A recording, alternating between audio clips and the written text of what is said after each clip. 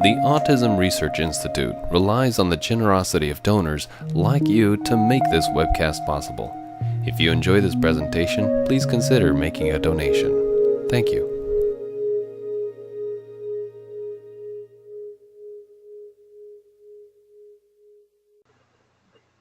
Now, before we get started, I'd like to introduce our speaker. As a fitness coordinator at a school for children with autism, David Geslak experienced firsthand the challenges of teaching exercise to students on the spectrum. By understanding that the students with autism learn differently, he developed a system that has become a breakthrough in effectively teaching exercise. 9 universities have incorporated his program into their adapted physical education and special education programs. This webinar is made possible in part by a generous grant from Local 25 Boston Teamsters. You can type your questions into the questions section starting now and throughout the talk. He will answer as many as possible at the end. And now, David, I'll turn it over to you. Thank you, Denise. Welcome, everyone. Good morning to you on the West Coast, and good afternoon to you guys in the Midwest and on the East Coast. I'd like to begin, and you're going to see some information fly up on the screen. Now, if I was giving a live presentation, I'd ask you to repeat it. So if you can, repeat it, or I will just read it along with you. I will listen to Coach Dave's webinar about exercise and autism spectrum disorders. I agree to pay attention and not fall asleep. I can ask questions at the end of the webinar if a topic was unclear. Today, I will leave with exercises and protocols to implement with my children or the students I work with. Now I ask, what is this? And as some of you may have guessed, this is similar to a social story.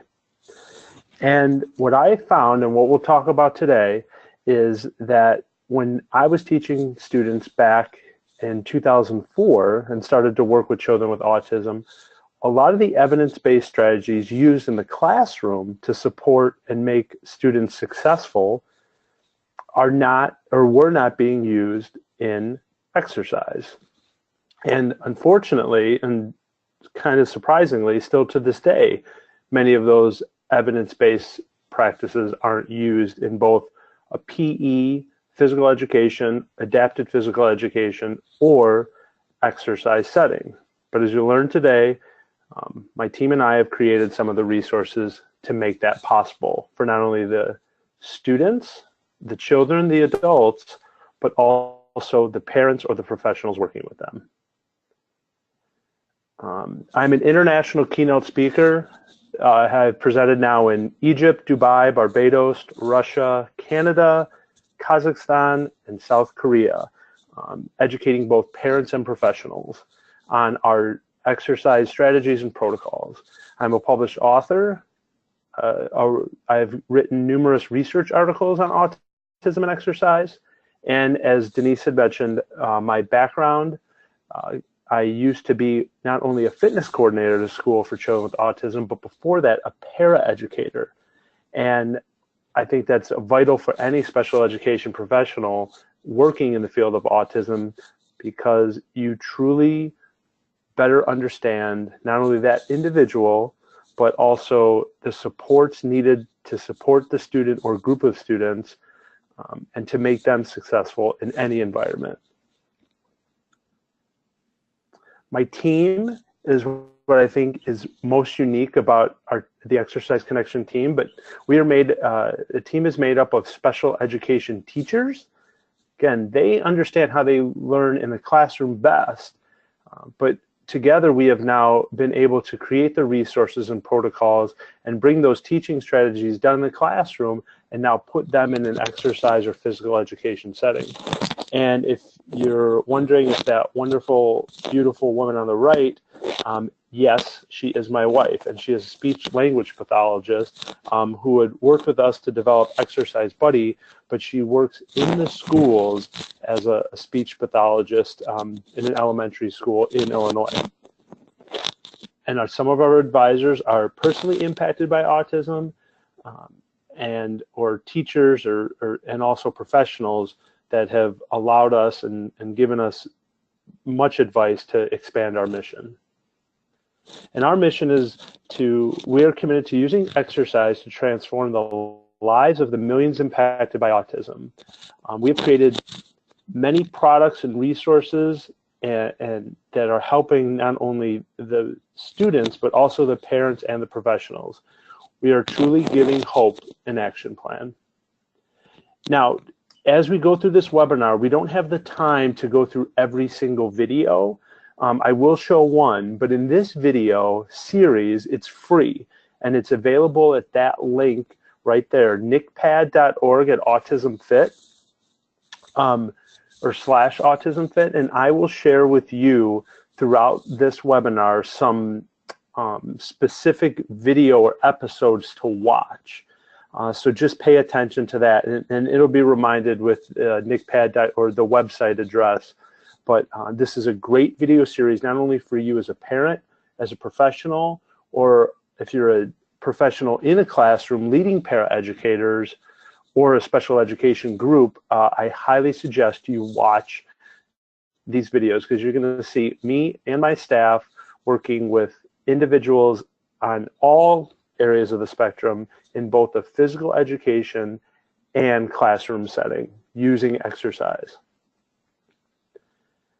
Here are some of the research articles that I've written, and those are you can find those at exercisebuddy.com. And coming later on, or excuse me, sooner than later, in January, February of 2018, excuse me, is an Autism Exercise Specialist Certificate. And I am working with the American College of Sports Medicine to do this. A physical education teacher, fitness professional, and special education professional will be able to obtain this certificate.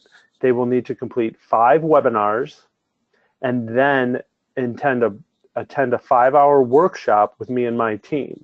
There'll be more information on this in the coming months, so I'd suggest, if you're interested, to sign up on our website for any updates on our email list. Now, this is a study done in 2000, and really what kept me motivated to helping children with autism, and this study stated that a physical activity program is easy to implement and has been shown to be effective in controlling many types of inappropriate behaviors associated with autism. Now, this is what special education teachers, what parents want. We want to reduce inappropriate behaviors or increase on-task behaviors. And unfortunately, in our schools, exercise is always not the #1 thing on the IEP or the 504 plan, and I understand why. But when I read this first this research study, it kept me motivated to keep going. But what I found is that a physical activity program really wasn't easy to implement, because there wasn't the strategies used to do so. So I'm going to explain a little bit more how we can make this easier for both you as a parent or professional.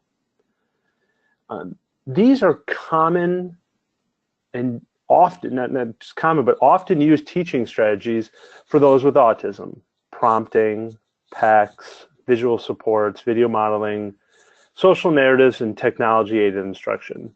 But what many people don't know, both parents and professionals, is that exercise is its own evidence-based teaching strategy.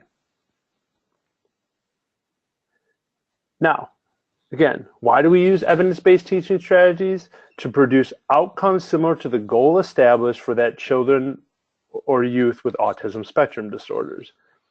And here is what is shown, or the definition of exercise as an evidence-based teaching strategy. It's used to increase physical exertion as a means of reducing problem behaviors or increasing appropriate behavior. Now, this is what the schools and many parents strive for. However, you can't just take a child or an adult and put them in an exercise environment and expect them to get these results. What you need to do is use those evidence-based strategies mentioned previously: prompting, visual supports, text, technology. All of that needs to be encompassed as a part of a well-designed, structured program. Again, if you're a parent listening, and my guess is a professional listening, you understand that our children need structure and routine. But historically, in an exercise or a physical education environment, these children and adults are often left wandering and wondering because there are no evidence-based, or excuse me, teaching strategies used in those environments. Now, the benefits of exercise go beyond just on-task or increasing on-task behavior or decreasing repetitive behaviors. Again, it reduces maladaptive behaviors. It's shown to improve social skills, improve communication, and improve academics. So it needs to be part of their IEP or their 504 plan. And as a parent, I know that you as parents are stressed and have to deal with a lot. And unfortunately, you may have to continue to advocate for exercise or physical education for these kids. And for the special education teachers or professionals listening, please help these parents out and make it a part of their IEP and make it a part of their discussion so they don't have to fight and beg for really, truly what is law. Now, an interesting study is coming out later sometime in 2018, done by Dr. James Adams of Arizona State. And he did the largest survey of parents, of autism parents. And it stated that exercise was the #1 rated treatment overall, higher than the second, substantially higher than the second rated treatment based on over 700 families. Now, here are those results. Exercise was by the parents were shown to be over physical therapy, occupational therapy, speech. Now, why the star above speech is because that was one of the most common therapies done amongst the families. But what is that? 1, 2, 3, 4, 5, 6 down, even shown more improvements than ABA. So this is powerful stuff coming directly from families. And this is, once this is published, I am sure, I can confidently say, I'm sure the team at ARI will also publish the results for you. And I hope to have it on my website as well. So physical fitness programming for all with ASD. Now, why I say all is because some of you are probably wondering, well, does this work with children or does this work only with adults? I've worked with children as young as 3.5 and as old as, or adults in their 60s. So the programming that we've designed are protocols that will work for all ages.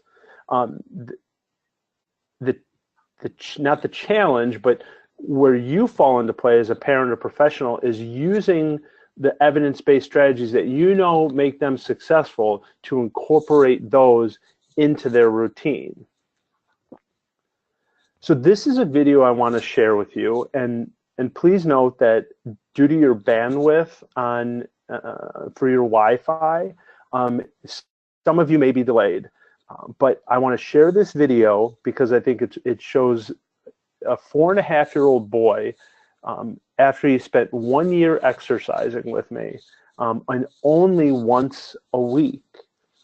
This boy, Rowan, you'll see in some of those NICPAD videos later, is I believe 7 or 8 in those videos.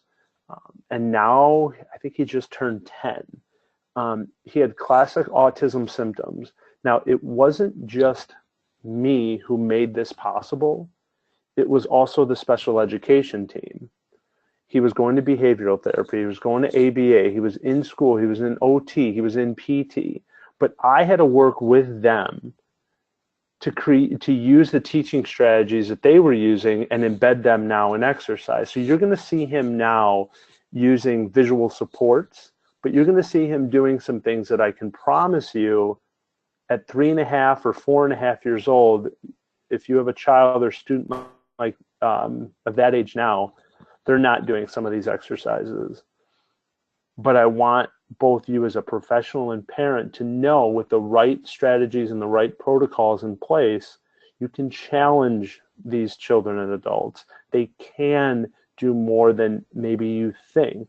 But sometimes as both parents and professionals, we need to set our expectations differently to how fast this will happen, or how fast they will be able to run or walk or ride a bike. It's also changing our expectations. So I hope you can enjoy this video.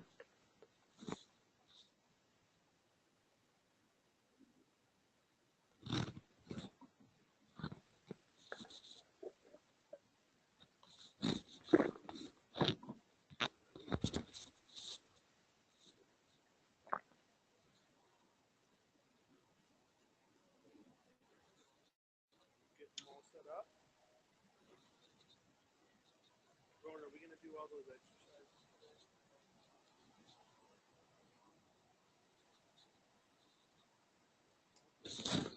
What number?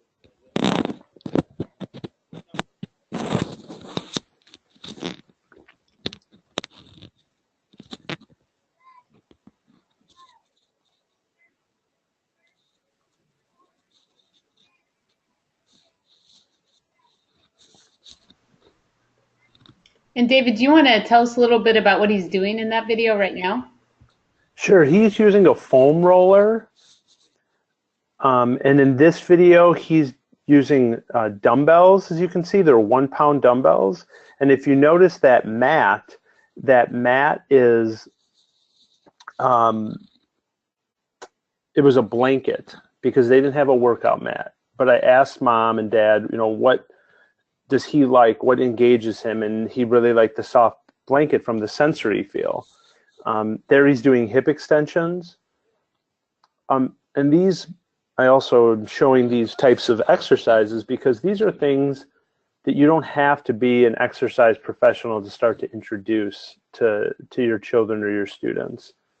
We'll get into more of the technique here in a minute.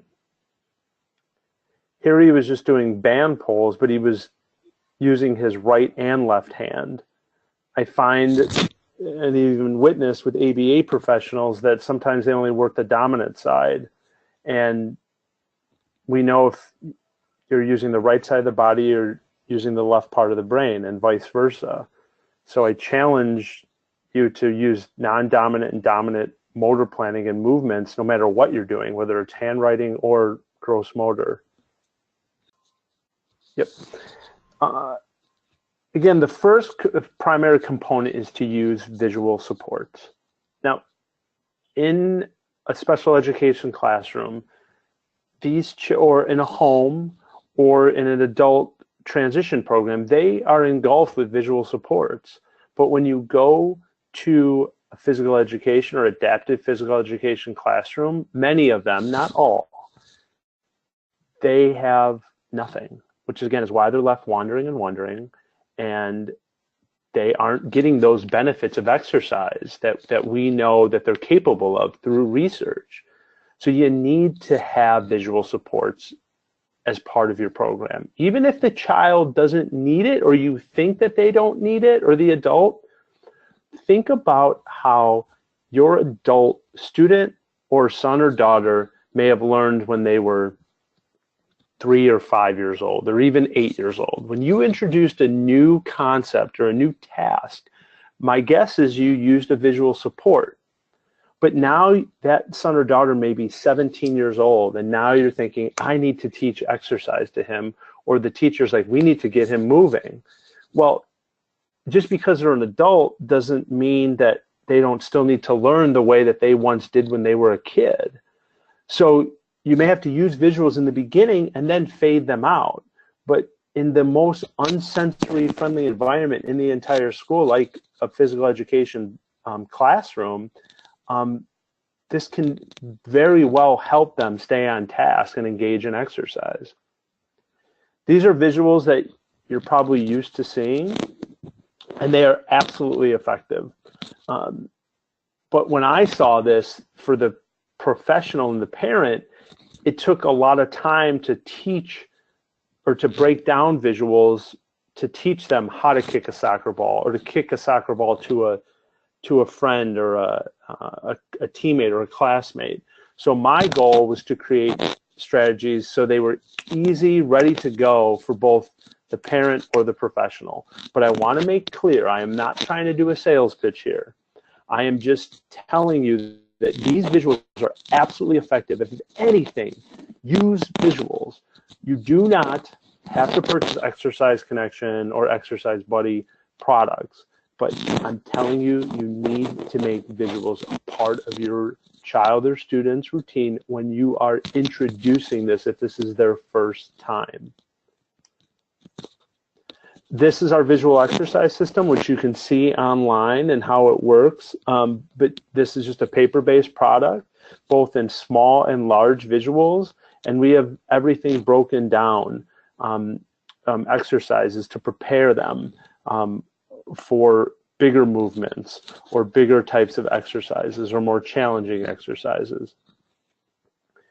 We have created the first Exercise Buddy, or the first app, which is now available on both Android and Apple products, only tablets.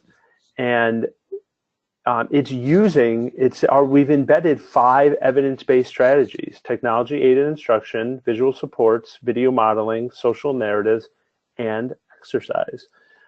There's a free trial that you guys can try and use with your son, daughter, or students. One thing I want professionals also to understand is this doesn't replace your teaching, and parents. This doesn't replace teaching. You still may have to work alongside them or give this to a paraeducator to help them. This is another tool in the toolbox of the professional to use to help engage and introduce exercise to your students or your children.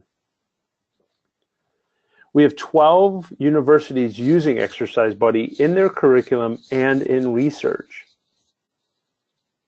This is our first independent research study done about Exercise Buddy, and it's an effective teaching tool for individuals, for those with autism spectrum disorders.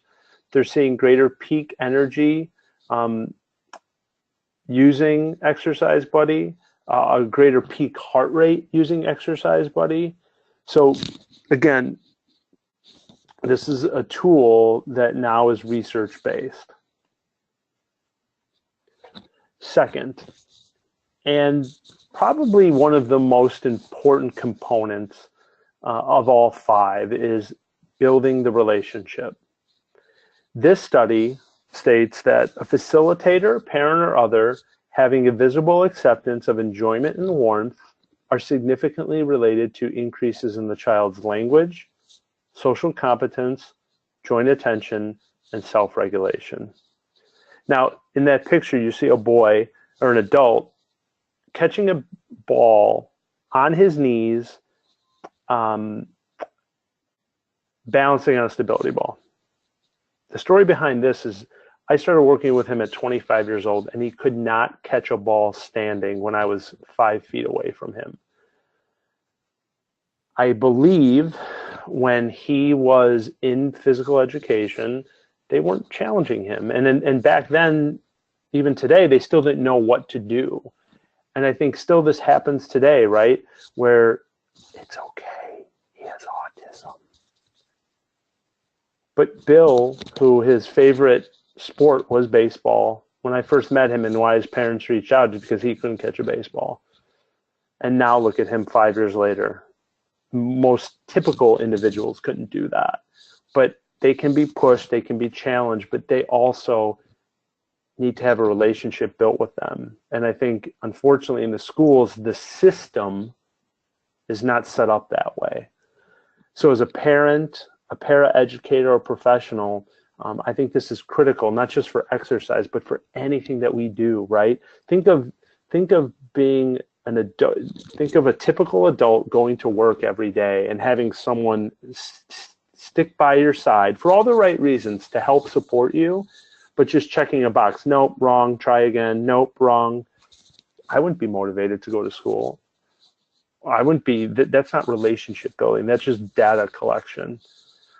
So with exercise, you have an opportunity to really bring out the best in some of these kids. It's not going to be easy, but again, you have to put those visual supports in place, the teaching strategies that we know that they are successful in, and then begin to introduce them to exercises. Not crazy, difficult exercises, which I'll show you, but ones that can be easily administered, that can build up their confidence. And you can start to see results beyond the exercise benefits, but language development, social competence, self-regulation. Now here in the episodes 27 and 20 and 30, I believe 30 is the one with Bill and I doing catching, and we kind of break that down. But in 27, you see me working with a boy named RJ and how I read to him. That's how I got him to exercise. I would read poems and he would love it.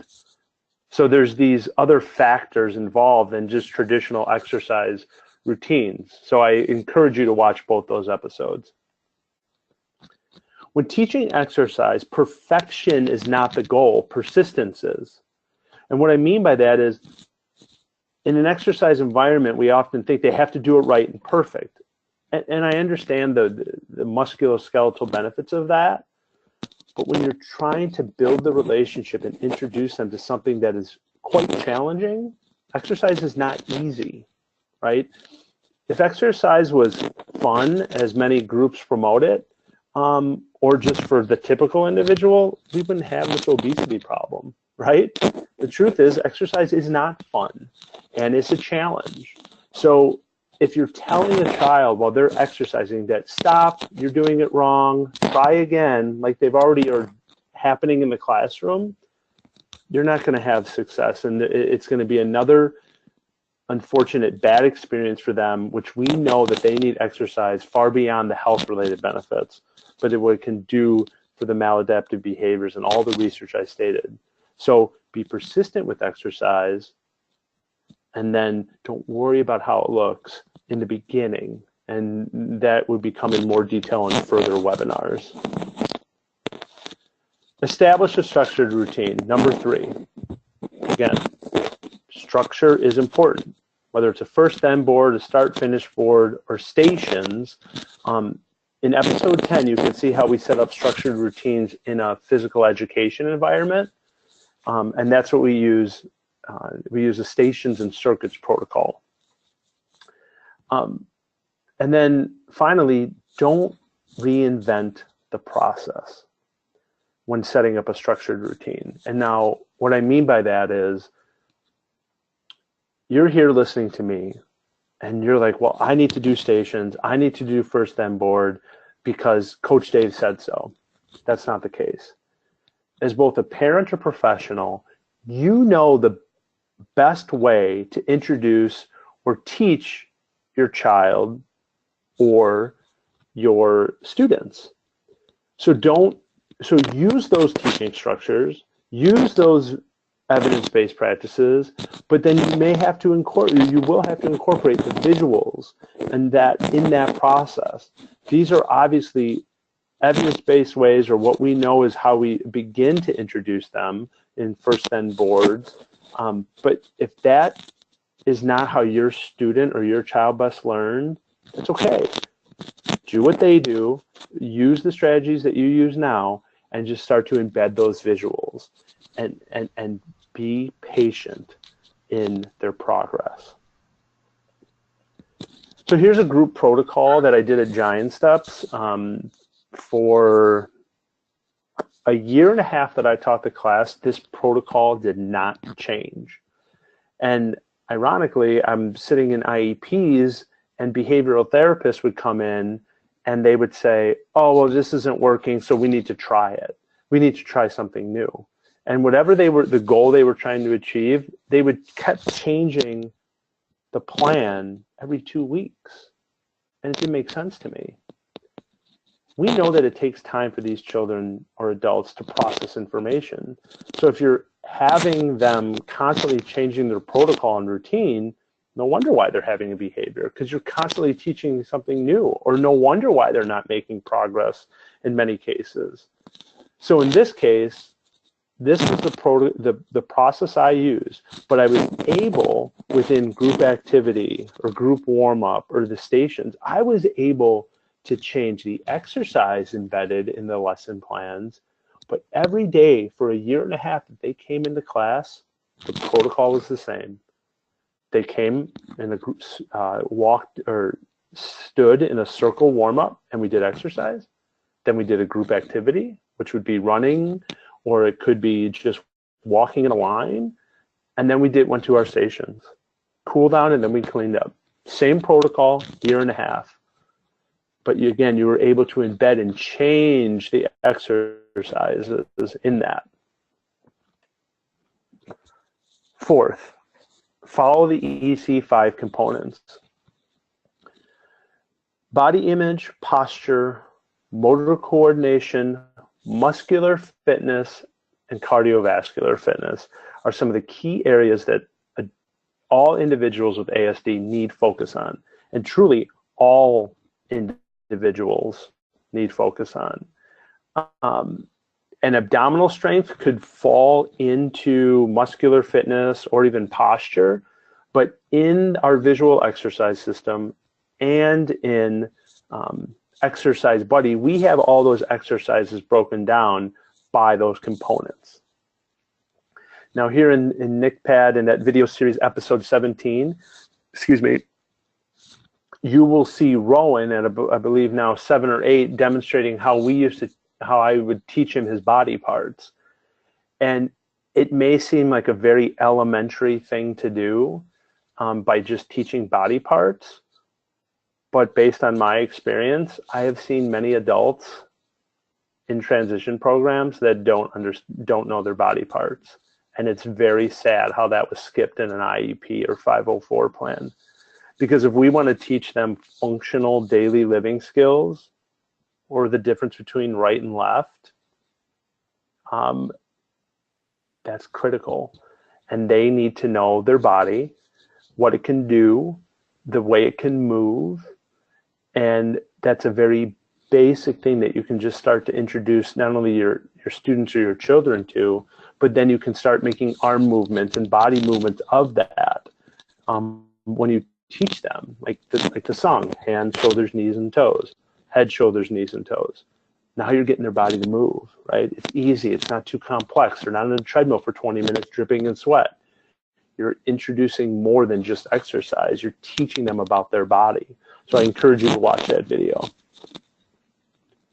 Now, the current 5 components have been around for all of our kids since this gentleman was president.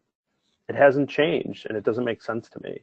So that's why I changed the components, because I think they're more up to date, and they speak better to parents and professionals outside of the physical education or the exercise specialist world.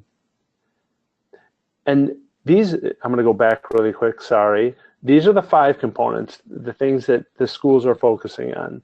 But these, agility, coordination, and balance, aren't primary components. But how often, as a parent or special education professional, are we talking about motor planning or coordination, about balance or agility, right? Moving in different directions, proprioception. That's what that is. So again, this is what drove me to create the 5 components for those with autism, because those 3 right there in green need to be at the forefront of the physical education when teaching our kids. And not only does agility just help with their even motor planning and coordination, but that's also helping with their cognitive development, because we can use both sides of the body, which is critical information for these students or for our kids and adults. Now, one of my things is I teach movement first, sport second. the truth is we know that social skills and communication are challenging for those with autism, but physical education, and this is changing, but the main focus is sport-based. Look, I used to play high school football. I can't go play a pickup game of football right now, but I can ride a bike at a gym, or I can do a hip extension, which can help my glute and hamstring state and reduce my risk of injury for my lower back. I can use dumbbells independently, which not only can build up my muscular fitness, but if you think about dumbbells and relate that to heavy work, that's sensory integration. That is a sensory break for an adult. So I encourage you to think of exercises that they can do for a lifetime. Now, on that note too, if sport is the motivator for your son or daughter or group, then absolutely use it. But still, I want you to be able to know exercises and know routines that they can carry over for a lifetime. Finally, applying cross-curriculum. As I stated with the beginning of exercises and evidence-based practice, right? We want reduced maladaptive behaviors and increased on-task behavior. And it's great to have them not only in an exercise environment, but that's exactly what all the teachers want in the schools. So we need to make exercise a part of cross-curriculum, or part of any classroom, and it can be done. There are teachers doing it. Hey, Dave. An exercise buddy. Yep. David, I think your microphone might be touching your zipper or maybe some. Oh. Yep. Sorry. Scratchy. Yeah. Hey, thank you. I just wanted to give you a heads up. No, sorry. Sorry about that, everyone. I was saying about Exercise Buddy, we have teaching tools. So in there's printable worksheets, matching worksheets, word search, exercise stories. So we make it easier for you to, as a professional or parent, to make exercise a part of a cross-curriculum approach.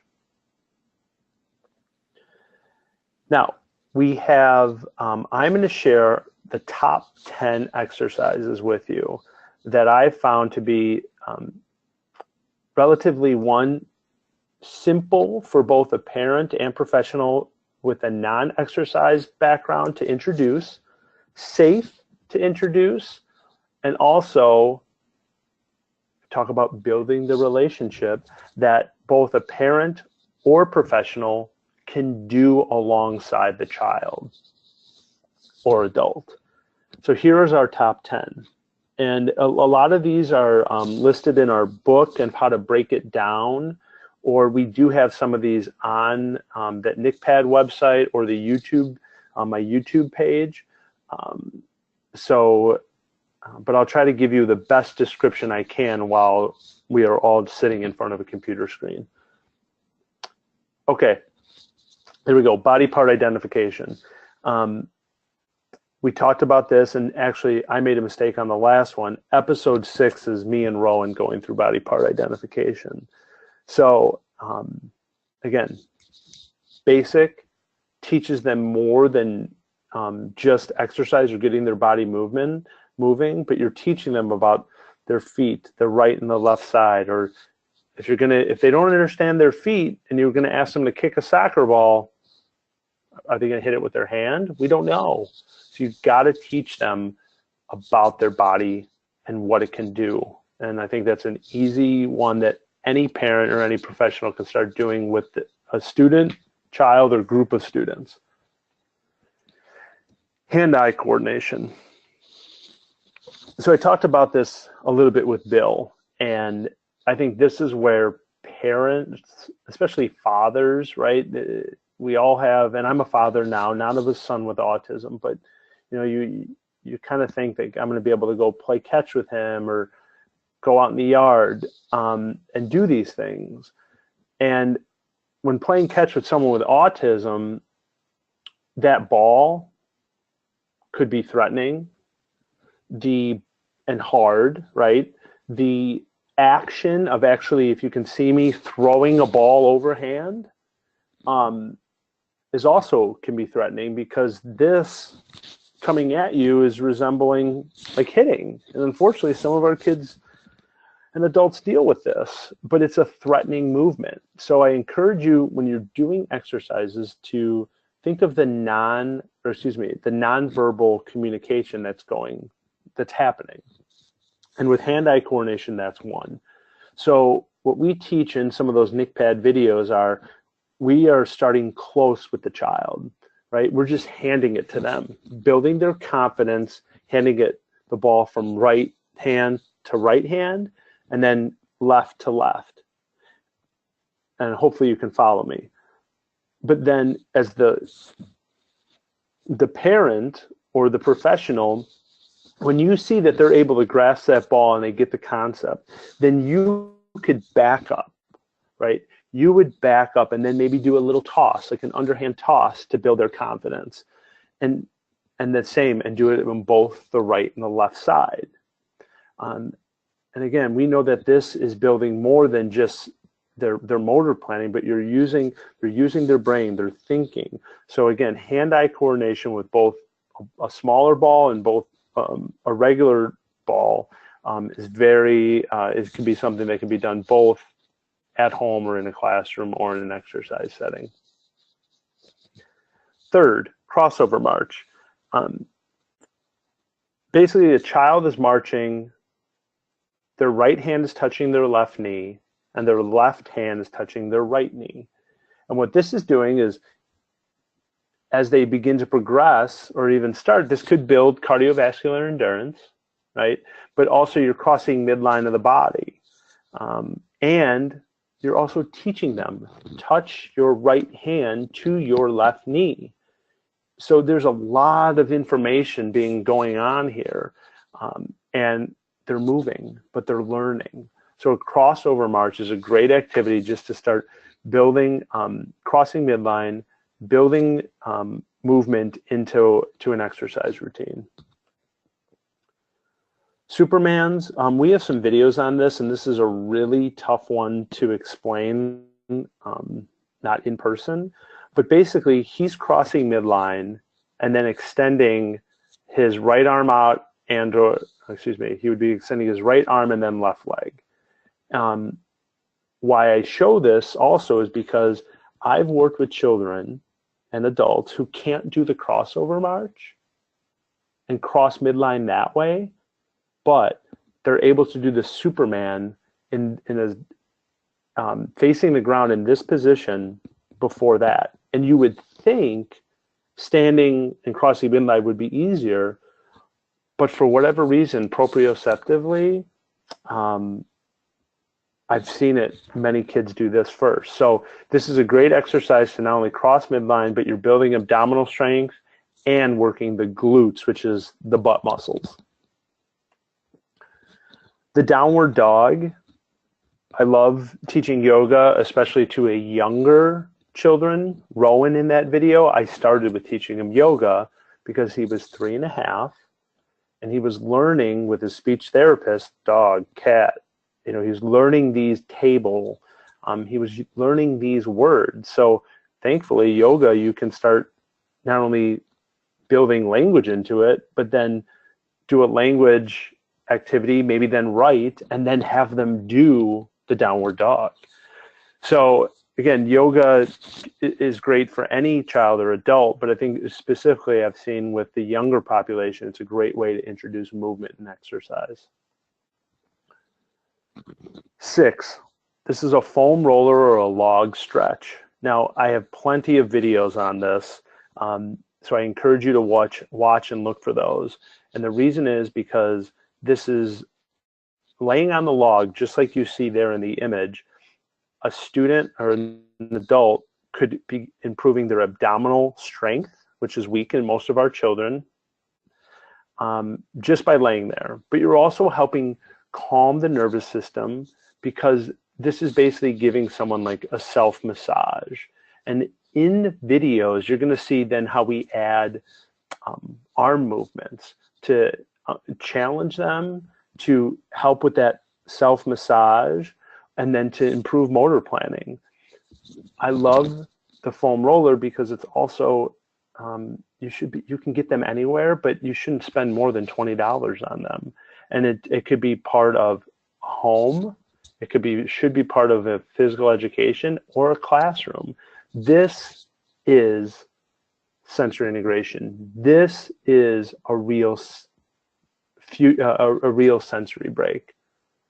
I understand the purpose of sensory rooms and the lava lamp and sitting in a beanbag chair, but when your son or daughter goes to the real world and gets a job, they're not going to have that.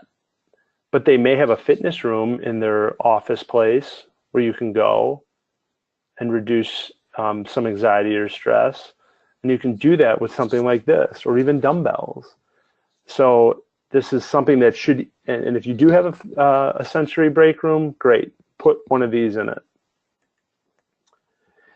On our videos, I think it's actually on our DVD, we show a different type of trampoline movement patterns you can do. So unfortunately, I can't show you exactly now, but I like a trampoline because it can improve cardiovascular endurance. Most parents or schools already have them. And again, there's different foot patterns you can do to challenge the muscular development, but also the cognitive development. Number 8, hip extensions. Probably one of the best things for any person to do. Most of us have weak glutes and hamstrings, and that's because of our society, the way we sit. We're seated a lot, our poor posture. So this exercise, just lifting your butt up and down, can improve those muscles and truly reduce your risk of low back injury. Most people you'll see, they'll go to a gym and they're doing like all these twists and bends. That's not going to help. It could actually worsen the problem if you have low back pain. A hip extension, we have to engage those those glutes and those hamstrings, because those are typically not working in most people, especially, and kids with autism. So a safe, effective exercise that we can start doing and make part of a daily routine. Dumbbell chest press. Now, dumbbells are not right for every child with autism or adult. Trust me, I've gotten dumbbells thrown at me. But for some of these kids, this is sensory integration. We talk, as parents, you hear about muscle tone is weak, muscle tone this, muscle tone that. Okay, we need something to do improve muscle tone. And dumbbells, in this case, can be very effective. And teaching a child, any child, to do a push-up is A, very difficult, and B, is always taught wrong.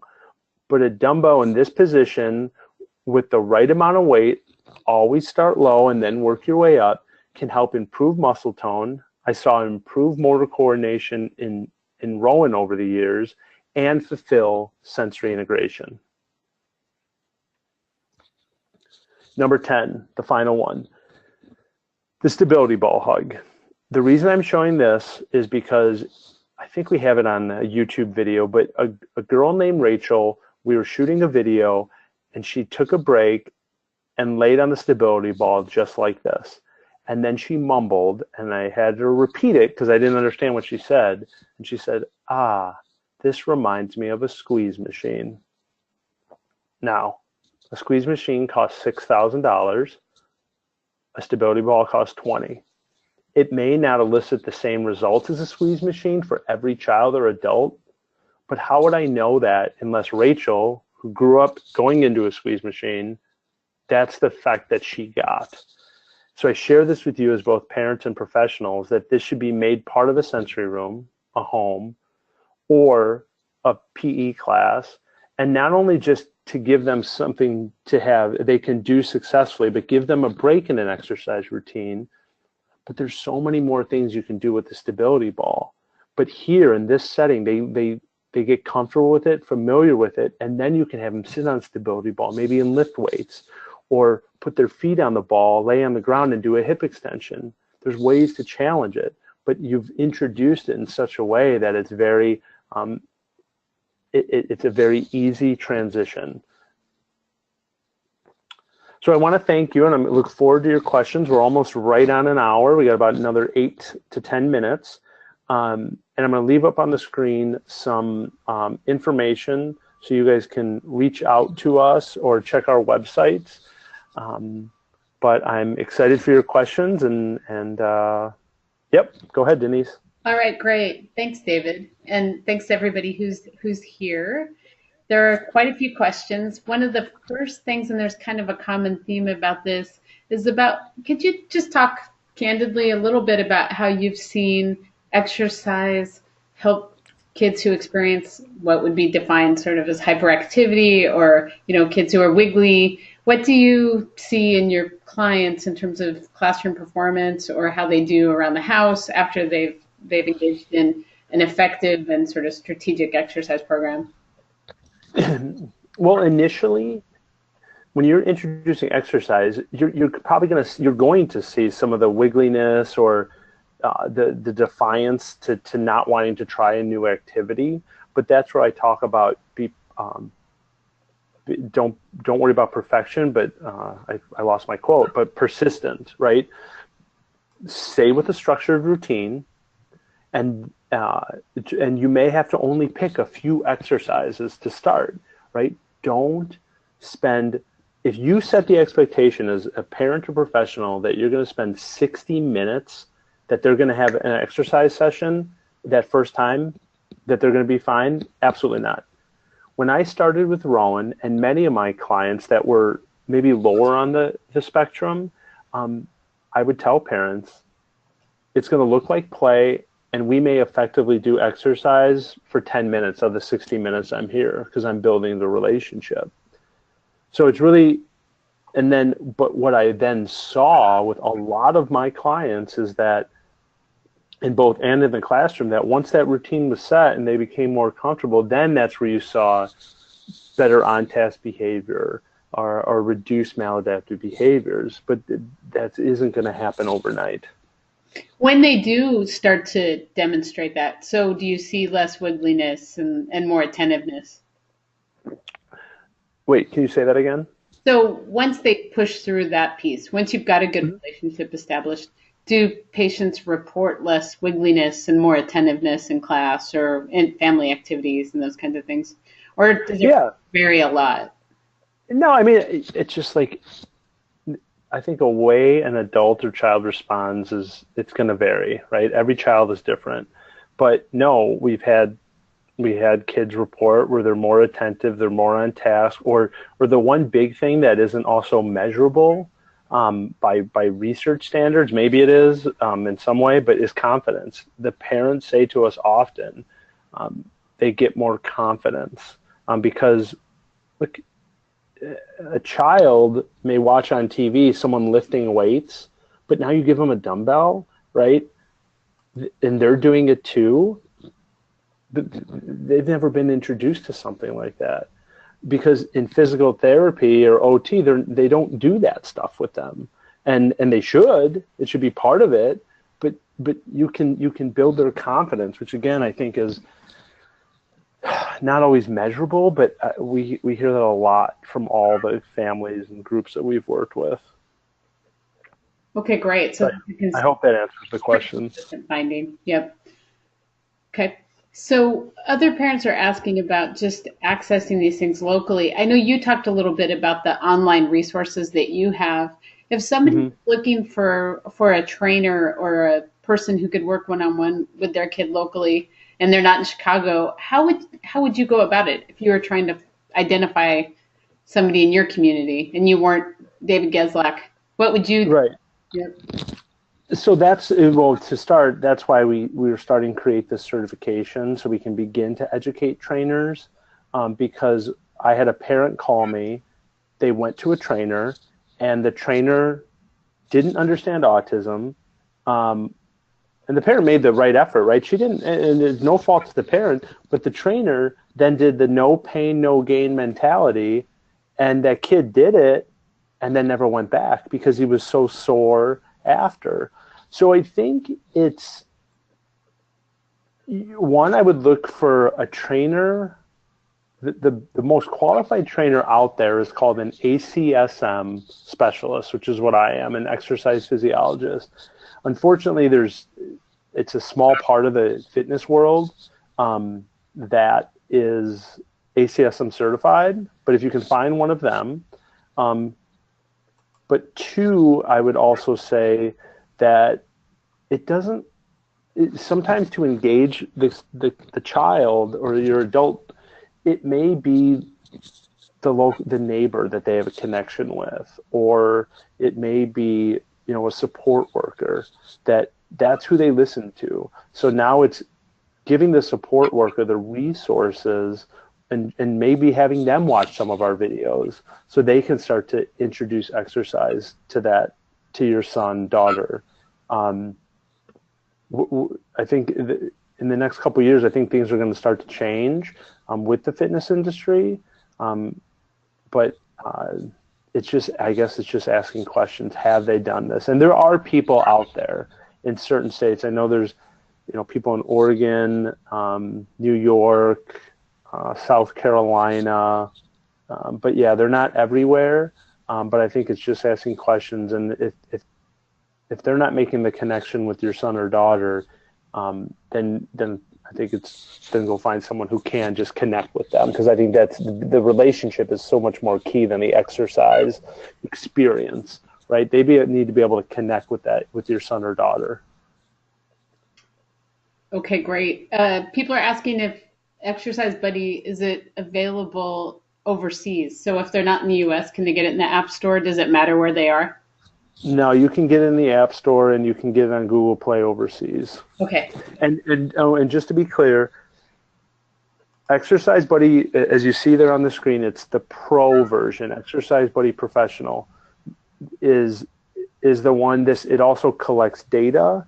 It allows you to create your own visuals or upload your own videos of your student or child doing the exercise. So, and that is only available on Google and Apple, and it's only for iPads.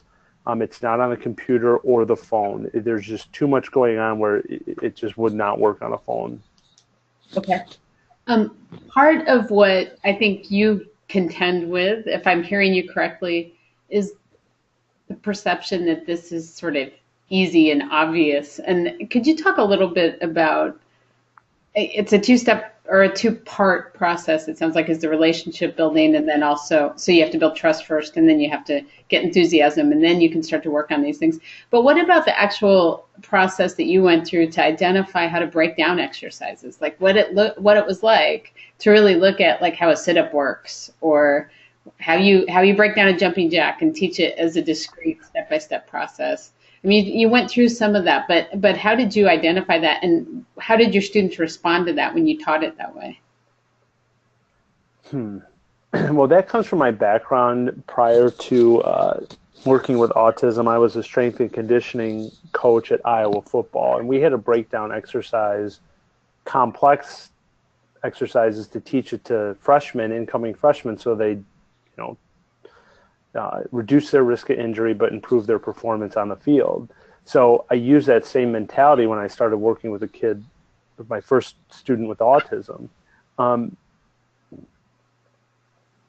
I think the exercises, I mean, I understand what you're saying, but to try to give information to the people listening, the exercises those top 10 that I showed you, I think is a good starting point. When you start to build more complex exercises, how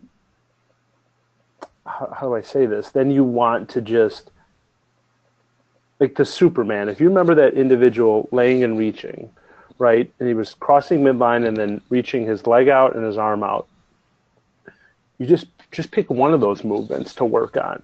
And what I want to really embed in you is just think about that. If they're just moving their arm back and forth in that position, they're working their shoulder girdle. They're getting movement, and maybe more than they did the day before or the week before. So even a little bit of movement to start is success. So I encourage you as parents and professionals just to get some movement. Don't think you're going to do 60 minutes in the first session. You're going to set yourself and them up for failure if you think that. But just some movement and then build on that, I think, is really key and is exactly how I started.